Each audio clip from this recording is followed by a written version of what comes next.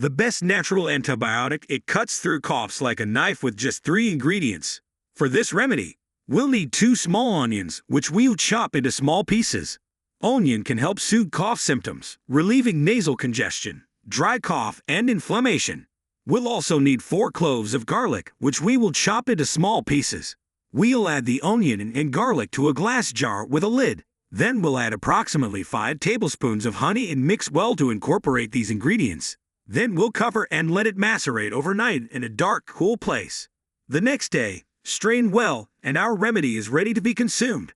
1 teaspoon for children and 1 tablespoon for adults can be consumed in the morning and at night. Can you store it in the refrigerator? Generator. Its shelf life is 1 week.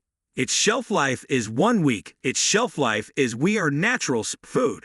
If you think it's better and you need more videos like this, then leave your comment and follow my account. Thank you. We are natural food.